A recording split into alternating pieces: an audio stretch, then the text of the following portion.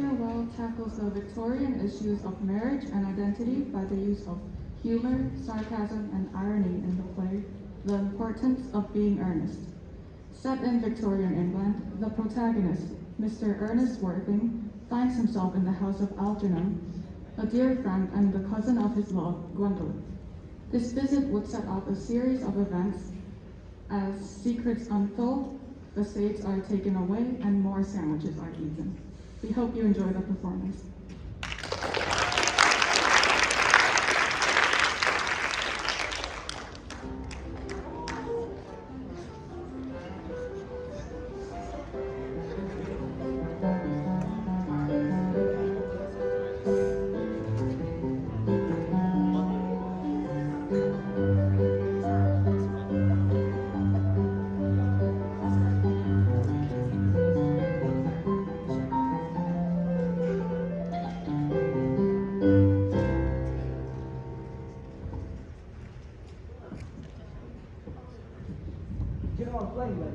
Did you know I was playing late? I didn't think it's polite to listen, sir. Well, I'm sorry for that, for your sake. I don't play accurately.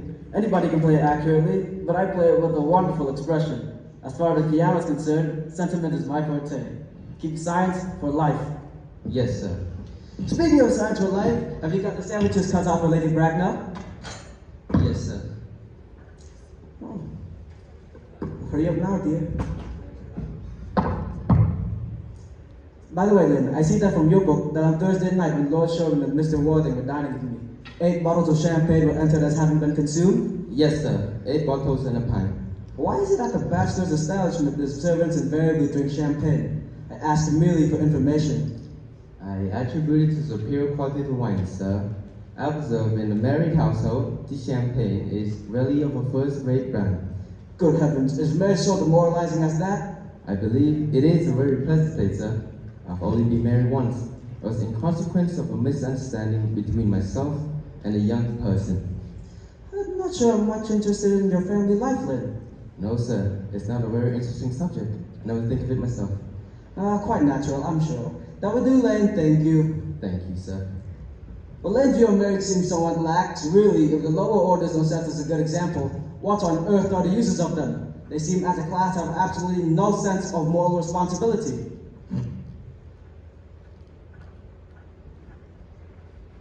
Mr. Earnest Worthing.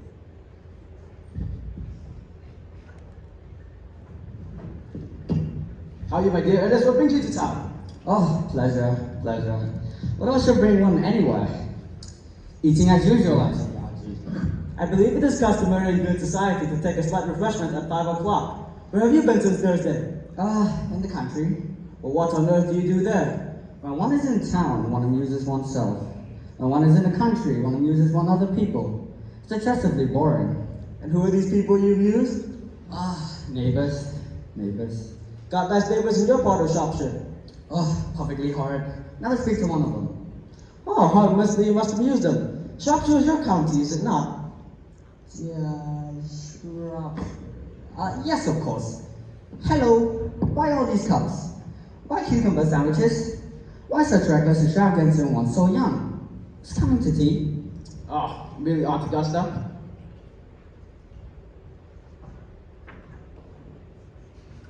And Gwendolyn? Oh, how perfectly delightful. Yes, that is all very well. I'm afraid Aunt Augusta won't try to approve of your being here. May I ask why? Well, dear fellow, the way you flirt with Gwendolyn is perfectly disgraceful. It's almost as bad as the way she flirts with you. I am in love with Gwendolyn. I have come out to town expressly to propose to her. I thought you pull up a circle. I call that business. Oh, how utterly unromantic you are. I really don't see anything romantic about proposing. It is very nice to be in love, yes, but not about a definite proposal.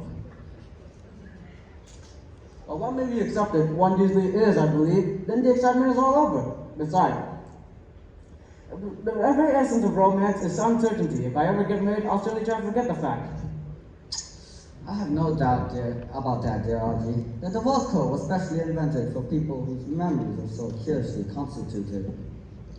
Yes, there's no speculation on that subject. The voices are made in heaven. Don't touch the cucumber sandwiches. I ordered them specially. But you have been eating them all this time. That's quite a different matter. They ordered for my aunt. Besides, have the bread and butter. The bread and butter's for Gwendolyn. Gwendolyn's devoted to bread and butter. And very good bread and butter it is too.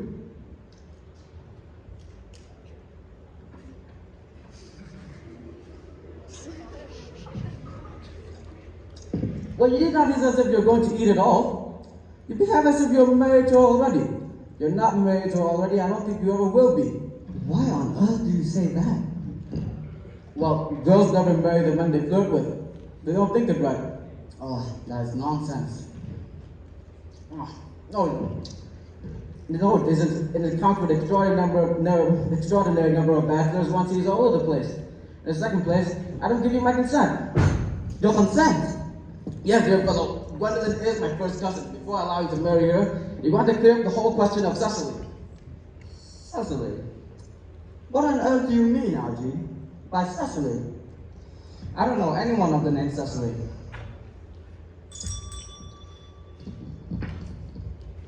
Bring me the cigarette case Mr. Warren left in the smoking room the last time he dined here.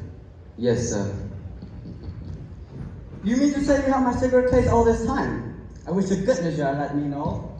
I've been writing frantic letters to Scotland Yard about it. I was nearly offering a large reward. Well, I wish you would offer one.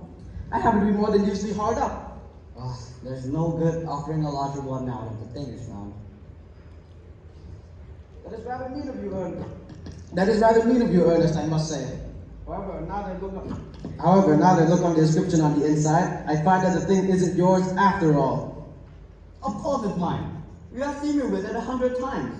And you have no right whatsoever to read what's written inside. It's very ungentlemanly to read a private cigarette case. It's absurd to have a hard and fast rule about what one should and what one shouldn't. More than half the modern culture depends on what one shouldn't read. I don't propose to discuss about modern culture. Isn't the sort of thing one should talk of in private? I simply want my cigarette case back. But this isn't your cigarette case. The cigarette case is present from someone with the name of Cecily. You said you didn't know anyone with that name. Well, if you want to know, Cecily happens to be my aunt. Your aunt? Don't be ridiculous. Charming old lady she is too. Lives in Tunbridge Wells. Just give it back to me, Algie. But why does your aunt call you... why does she call herself Little Cecily if she is your aunt and lives in Tunbridge Wells? There's what is there in that, my dear fellow? Some aunts are tall, some aunts are not tall. That is a matter that surely an aunt should decide for herself. Not every aunt should be exactly like your aunt. That is absurd. For heaven's sake, give it back to me. Then why does your aunt call you her uncle? Huh? From little Cecily with her fondest love to her dear Uncle Jack. Now there's no objection, I admit, to an aunt being a small aunt. But why an aunt no less should call her own nephew her uncle? Now that I can't quite make out. Besides, your name isn't Jack, it's Ernest. It isn't Ernest, it's Jack. You always told me it was Earnest. I've introduced you to everyone as Ernest. You look as if your name was Ernest. You answer to the name of Ernest. You're the most earnest-looking person I've ever met. It's quite absurd to say your name isn't Ernest. It's quite ridiculous. It's even on your cards. Here's one of them. Mr. Ernest Worthing, before the Albany. Now I'll keep this as proof that your name is Ernest. You tried to deny it to me, or to Gwendolyn, or to anyone else. Well, I'm Ernest in town and Jack in the country. And the cigarette case was given to me in the country. That does not account for why your dear Aunt Cecily calls you her uncle. Come on, old boy. You better have the whole thing out at once. That is nonsense. No, it isn't. Well, what did you do wrong? Besides, it says here that you're honest. Look, it says Ernest Worthing. Just give it back to me, Algie. Produce my cigarette case. All right, here, and pray make it improbable.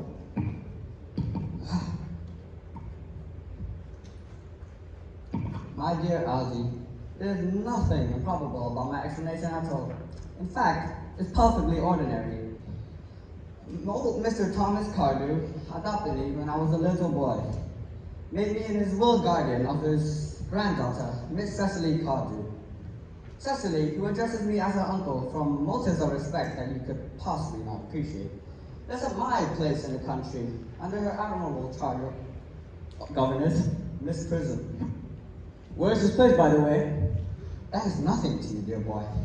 You are not going to be invited. And I may tell you candidly that the place is not in Shropshire. I suspected that much, dear fellow. I've bumped over Shropshire on 2 separate occasions. Now go on, tell me why you're Ernest in town and Jack in the country. My dear Algie, I don't know if you'd be able to understand my real motives. You are hardly serious enough. When one is placed in the position of guardian, one has to adopt a very high moral tone to all subjects. It's one's duty to do so. And as a high moral tone has to be said to conduce to either much health or one's happiness. To come up to town, I've always pretended to have a younger brother of the name Earnest, who lives in the Albany and gets into the most dreadful scrapes. That, my dear Algie, is the whole truth, pure and simple. The truth is rarely pure and never simple. Modern life would be very tedious if it were either. Modern literature, a complete impossibility. That wouldn't be a bad thing at all. Literary criticism is not your forte, dear fellow. Don't try it. You should leave that to the people who haven't been at universities. They do it so well in the daily papers. What you really are is a bunbrist. What do you mean? Well, to come into town, you've always pretended to have the younger brother by the name of Earnest. So I have invented a very dreadful incident by the name of Bunbury, so that I may go down to town as often as I like. Bunbury is perfectly invaluable to me. If it wasn't for Bunbury's extraordinary bad health, I wouldn't be able to dine with you tonight at Willis's, for I've been really engaged to Aunt Augusta for more than a week now. I haven't asked you to dine with me anywhere. I know. You're so reckless about sending out invitations. Nothing annoys people more than not receiving invitations. It's very childish of you. You have much better dine with your Aunt Augusta. Well, I haven't had the smallest intention of doing anything of the kind. For once, I dined there on Monday already. In the second place, every time I go there, I get treated as a member of the family. I either get sent down with no woman at all, or 2. In the third place, I know whom I'll be seated next to. Mary Farquhar, who always flirts with her own husband across the dinner table. It's not very pleasant. Indeed, it's not even decent. That sort of thing is enormously on the increase nowadays. The amount of women who flirt with their own husband in London is perfectly scandalous. It looks so bad. It's quite disgraceful. And to be honest with you, I think it looks very unpleasant. It's simply washing one's own cleaner than in public. What you really are, besides, now that I know you to be a confirmed bunbrist, I actually want to talk to you about Bunbury. I want to tell you the rules. I'm not a bunbrist at all. If Gwendolyn accepts me, I'll kill my brother. Indeed, I think I'll kill him in any case. Cecily is a little too interested in him. It is rather a bore. And I strongly advise you to do so with with your invalid friend with that absurd name. Nothing you can do for me to part ways with Bunbury. Besides, if you ever get married, which seems to be extremely problematic, you'll be happy to know Bunbury. A married man who doesn't know Bunbury has a very tedious time. Oh, that is nonsense.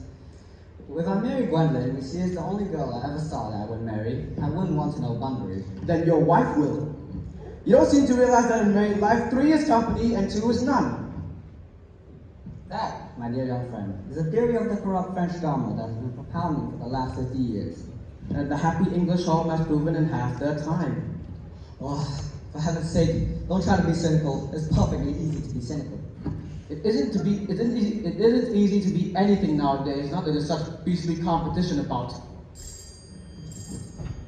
That must be Aunt Augusta. Only relatives or creditors ever ring in that Wagnerian manner. Now, if I get her out of the way for 10 minutes so that you may have an opportunity to proposing to Gwendolyn, will you dine with me tonight at Willis's? I suppose so. Yes, you must be serious about it. I hate people who are not serious about their meals. It is so shallow of them.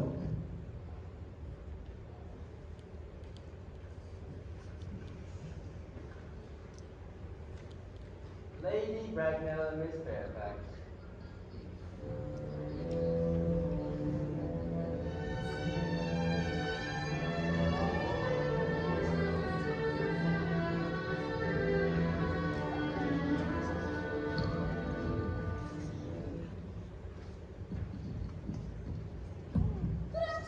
Dear Algernon, I hope you're behaving very well.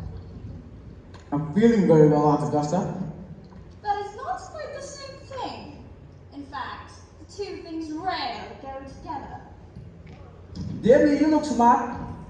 I'm always smart, aren't I, Mr. Worthing? You're quite perfect, Miss Fairfax. Oh, I hope I'm not that. It would leave no room for developments, and I intend to develop in that direction. I'm sorry we were too late, Algernon, but I obliged kind Lady Harbury. I hadn't been there since her poor husband's death. I never saw a woman so altered. She looks quite 20 years younger. And now I'll have a cup of tea and one of those nice cucumber sandwiches you promised me. Certainly.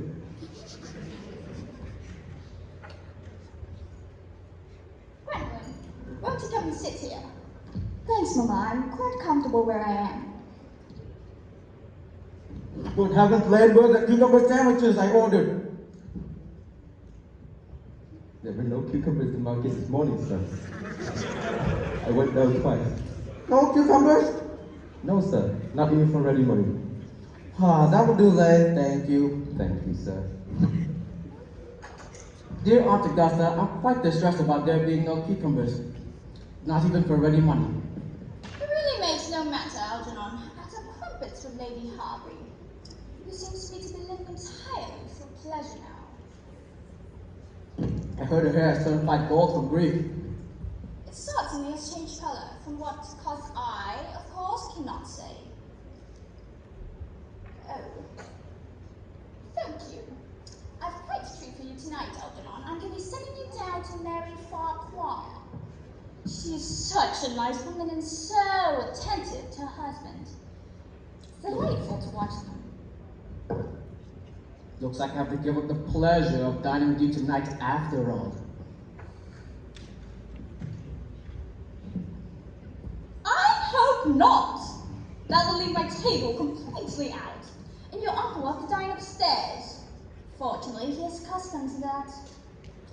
Well, it's a great disappointment. I need to hardly say a great bore, but I've just received a telegram that says my poor friend Bunbury is very ill again.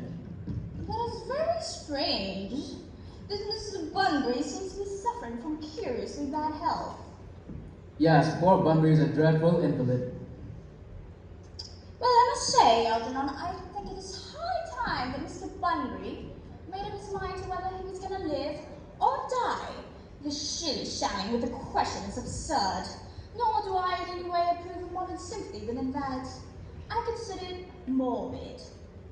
Illness of any kind is hardly a thing to be encouraged in others. Health is the primary duty of life. I've always been telling that to your poor uncle, but he never seems to take much notice.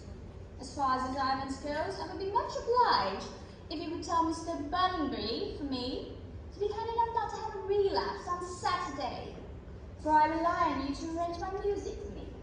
It is my last reception, and one wants something that will encourage conversation, particularly at the end of the season, when everyone's practically said whatever they had to say, which in most cases was probably not much. I'll talk to Bunbury if he's still conscious, Aunt Augusta. That's where the music, that's quite a great difficulty. You see, when one plays good music, nobody listens. But when one plays bad music, nobody talks. I'll run over the program that I've drawn up if you so kindly come to the next room with me for a few moments. Thank you, Algernon. That is very thoughtful of you. I'm sure the program will be delightful. After a few explications, French songs I cannot possibly allow. People either think they are improper, or look shocked, which is vulgar, or laugh, which is worse. But German sounds wholly a respectable language, and I believe is so. Gwendolyn, you will accompany me. Certainly, Mama.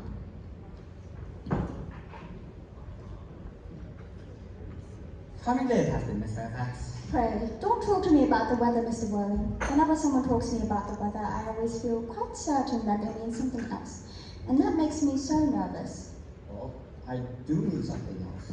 I thought so. In fact, I'm never wrong. And I would also like to be allowed to take advantage of Lady Fragnell's temporary absence. I would certainly advise you to do so. Mama has a way of coming back into the room that I've often had to talk to her about. Miss Fairfax, ever since I met you, I've admired you more than any girl I've ever met since I met you. I'm quite aware of the fact, and I often wish that in public, at any rate, you had been more demonstrative. For me, you've always had an irresistible fascination. Even before I met you, I was far from indifferent to you. We live, as I hope you know, Mr. Worthing, in an age of ideals. The fact is constantly mentioned in the more expensive monthly magazines and has reached provincial pulpits, I'm told. My ideal has always been to love someone of the name of Earnest. There is something in the name that inspires absolute confidence. The moment Algernon first mentioned he had a friend called Earnest, I knew I was destined to love you. You really love me, Gwendolyn. Passionately, Oh, darling. You don't know how happy you've made me. my own Earnest. But you don't mean to say you couldn't love me if my name wasn't Earnest. But your name is Earnest, isn't it? Well, it is. But supposing it was something else, do you mean to say you couldn't love me then? Ah, that is clearly a metaphysical speculation. And like most metaphysical speculations, have very little reference at all to the actual facts of your life, as we know it. Personally, darling, to speak quite candidly, I don't care much of the name Earnest. I don't think it suits me at all. It suits you perfectly. It is a divine name. It has a music of its own and it produces vibrations. Well, darling, I think there are much nicer names out there. I think Jack, for instance. A charming name. Jack. No, there is very little music in the name Jack, if any at all. Indeed, it does not thrill, it doesn't produce any vibrations, and I have met several Jacks. They all, without exception, have been more than usually plain. Besides, Jack is a notorious domesticity for John, and I pity any woman who is married to a man called John. She would probably never be allowed to know the intimacy pleasure of a single moment's solitude. The only real safe name is Earnest. Gwendolyn, I must get Chrisette at once. I mean, we should get married at once. There's Married? no time to be lost. Married, Mr. Worthing? Yes. You know that I love you. And you led me to believe, Miss Fairfax, that you are not absolutely indifferent to me. I adore you, but you haven't proposed to me yet. Nothing at all has been said about marriage. The subject hasn't been touched on. Well, may I propose to you now? I think it would be an admirable opportunity. And to spare you any possible disappointment, Mr. Worthing, I think it only fair to tell you quite frankly beforehand, I'm fully determined to accept you. Gwendolyn? Yes, Mr. Worthing, what have you got to say to me? You know what I've got to say to you. But, yeah, well, why would you just say it? Gwendolyn? Will you marry me? Of course I will, darling. How long have you been about it? I'm afraid you've had very little experience on how to propose. My own one. I've never loved anyone in the world like you. Yes, but men often propose with practice. I know my brother Gerald does. All my girlfriends tell me so. What wonderfully blue eyes you have, Earnest. They are quite blue. I hope you will always look at me just like that, especially when there are other people present. Mr. Worthing! Why, sir, from the semi-recumbent posture, it is most indecorous. Mamma, I was begging to retire. This is no place for you. Besides, Mr. Worthing and I are not quite finished yet. Finished what, may I ask? I'm engaged to Mr. Worthing, Mamma. Pardon me, you are not engaged to anyone. When you do become engaged, I, your father, should as hell permit him. Will inform you of the fact. An engagement should come on a young girl as a surprise. Pleasant or unpleasant, as the case may be, it is hardly a matter that she can arrange for herself.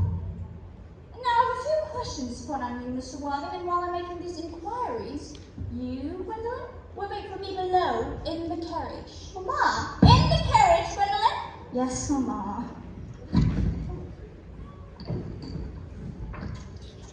Gwendolyn, the carriage! You may take a seat, Mr. Worthing. Thank you, Lady Bracknell. I prefer standing. I feel bound to tell you that you're not down to my list of eligible young men, although I have the same list as dear Duchess of Bolton has. We were together, in fact. However, I'm quite ready to enter your name should you answer me what a very affectionate mother requires. Do you smoke? Well, yes, I must admit I smoke.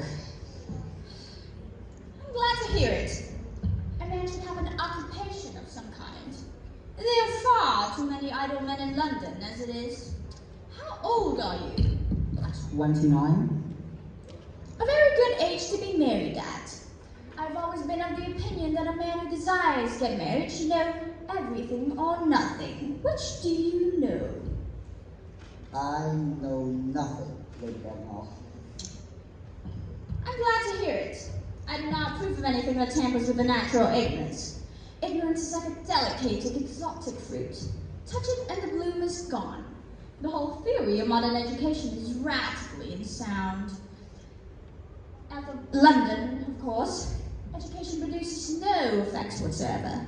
If it did, it would prove serious danger to the upper classes and would probably lead to acts of violence in Grosvenor Square. What is your income?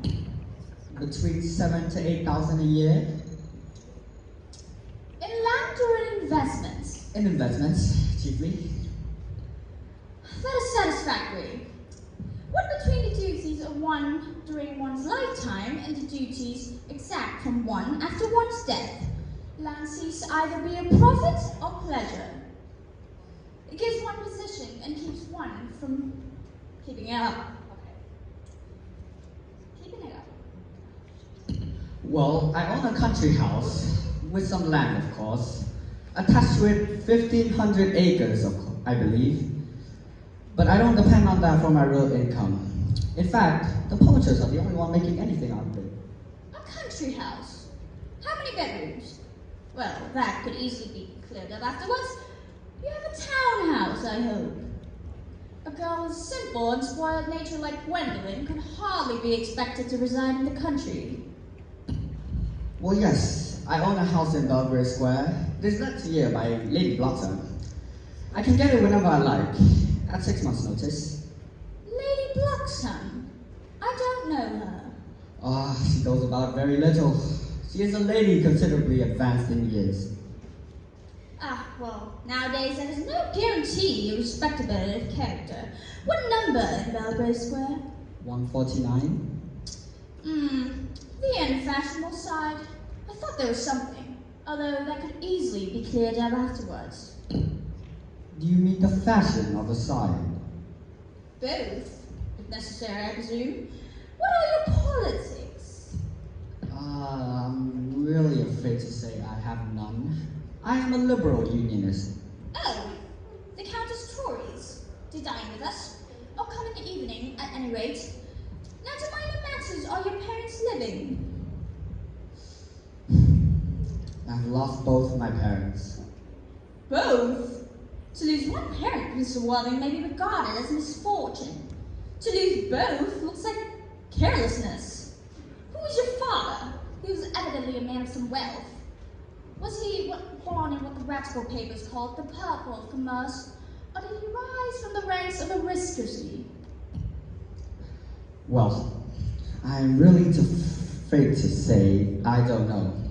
The fact is, Lady Bracknell, I said I had lost my parents. It would be nearer the truth to say my parents have seemed to lost me. I don't really know who I am by birth. Well, I was found. Found?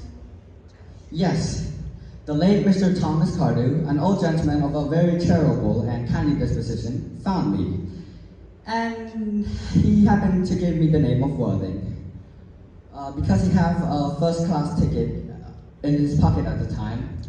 Worthing is a place in Sussex. It is a seaside resort.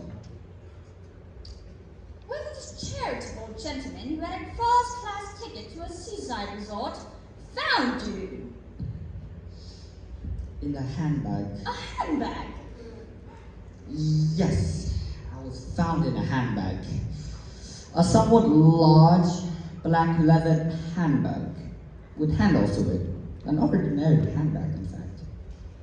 In which locality did this Mr. James or Thomas Cardew come across this ordinary handbag? In the cloakroom at Victoria Station. It was given to him in mistake of his own. The Victoria Station cloakroom? Yes, the Brighton one. Well, the line is immaterial, Mr. Worthing. I confess I am somewhat bewildered by what you have told me. To be born, at any rate bred, in a handbag seems to be to display contempt for ordinary decencies of family life that remind one of the worst successes of the French Revolution. I'm sure you know what that movement led to. And as of the particular locality in which the handbag was found, a cloakroom in a railway station might serve to conceal a social indiscretion. Has probably indeed been used for that same purpose before now. But it could hardly be regarded as a sure basis for a recognized position in good society. May I ask you then what you would advise me to do? I need hardly say I would do anything in the world to ensure Gwendolyn's happiness. Well, I must advise you, Mr. Worthing, to try and acquire some relations as soon as possible. And try to put on definite effort to produce at any rate one parent of either sex before the season is quite over. I don't know how I could possibly manage to do that. I can produce you the handbag at any moment. It is in the dressing room at home. I think it will satisfy you, Lady Bracknell. Me, sir? What has it to do with me? You can hardly imagine that I, in Lord Bracknell, would allow our only daughter, raised in the utmost care, to marry into a cloakroom and form an alliance with a parcel. Good morning, Mr. Worthing. Good morning.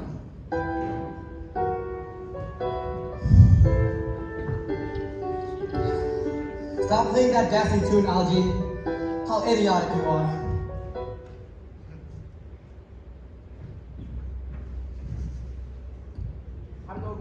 How'd it go with Gwendolyn, dear old boy? You don't mean to say she refused you. I know the way she is. She is always refusing people. I think it is most ill-natured of her. Gwendolyn is as right as a trivet. As far as she is concerned, we are engaged. Her mother is perfectly unbearable. Never met such a gorgon. I don't really know what a gorgon is like, but I'm sure Lady Bracknell is one. In any case, she is a monster without being a myth. I beg your pardon, Algie. I suppose I shouldn't talk about your aunt the way I did before you.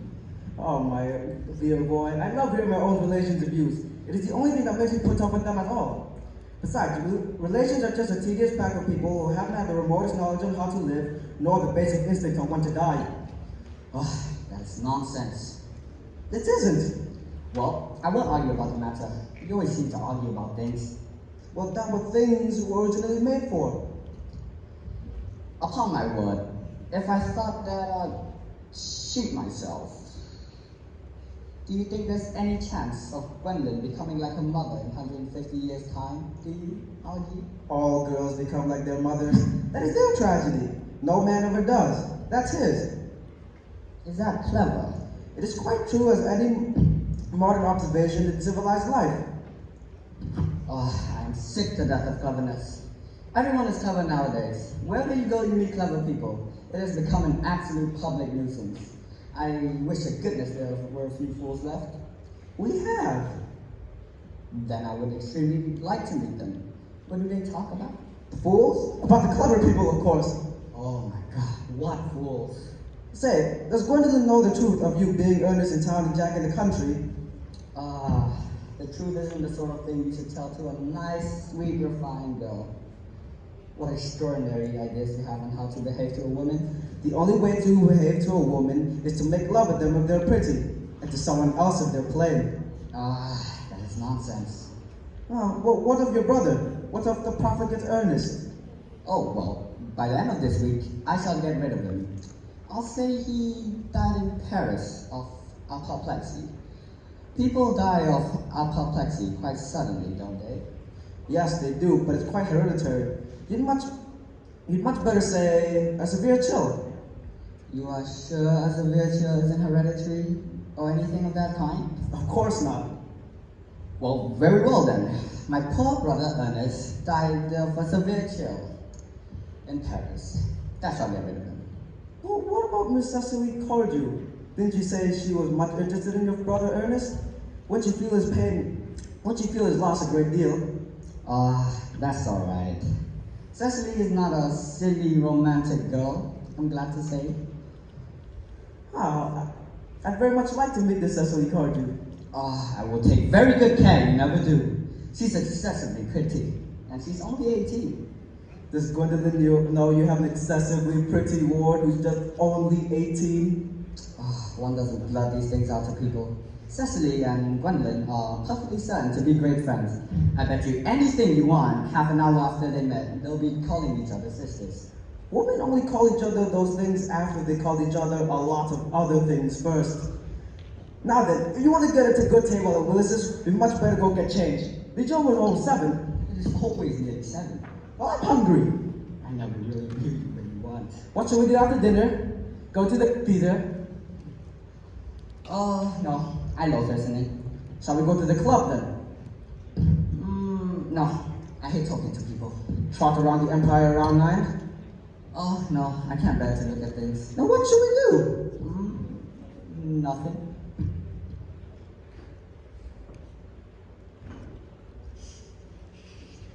I've got to say, it's awfully hard work doing nothing. However, I really don't mind work where there's no definite object of any kind.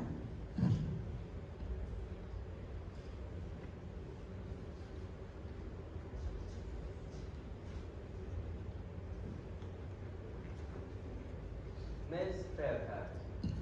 Gwendolyn, upon my word. Howdy. Hi. Turn your back. I have something very particular to say to Mr. Worthing.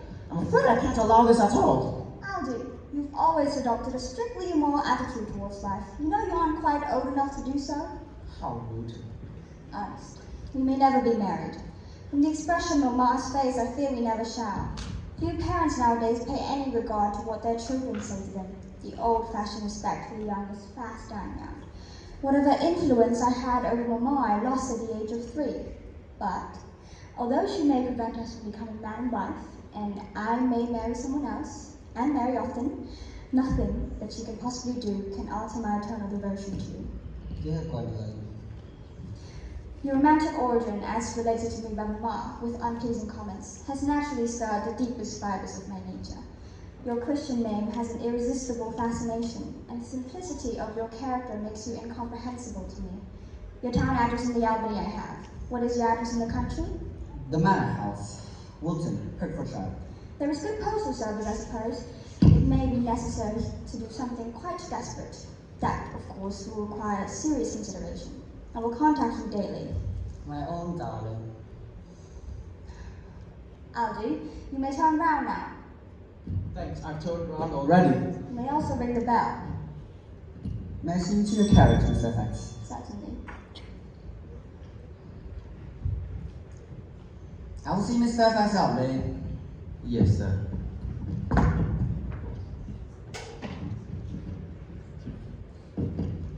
A glass of sherry, Lane?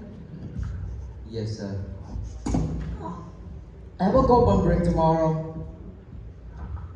Yes, sir. I shall probably not be back till Monday. You can pack my dressing clothes, my smoking jacket, and the bumbering suits.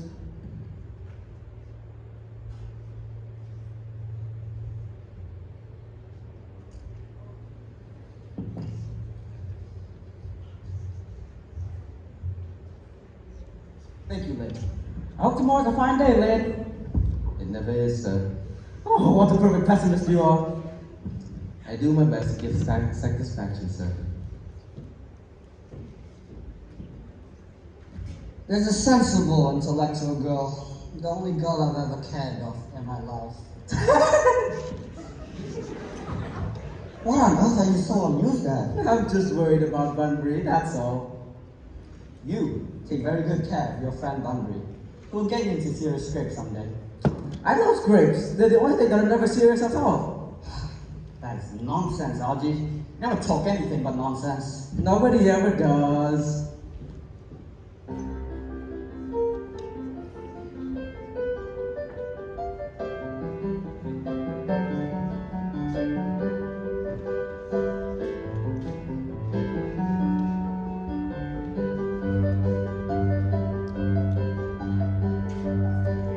Ladies and gentlemen, grade 10, playing Importance of Being Earnest.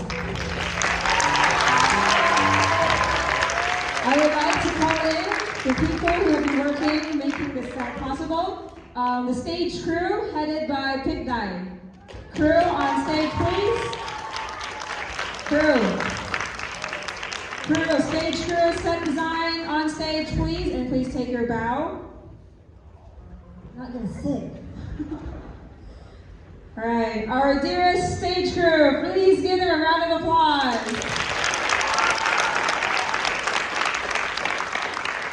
Thank you. And next we have our costume and makeup department headed by Portland. Portland, Miriam, Veronica. Take the center stage, please. And bow. All right, and we have our lights and sounds, Tosa and Jimmy with Mr. Chester up there. Take your bow, gentlemen. All right, in our cast, we have Lane, Jess. Take your bow.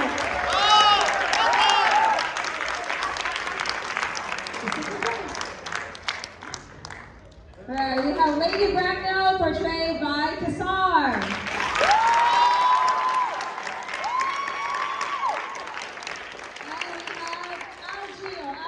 Played by Kalyan. We have your lovely Miss Fairfax, Gwendolyn, portrayed by Thunderfall. And our dearest Earnest, we have Pieces. Directed by Watani, Assistant Director, Normina. Once again, grade 10, importance of being earnest.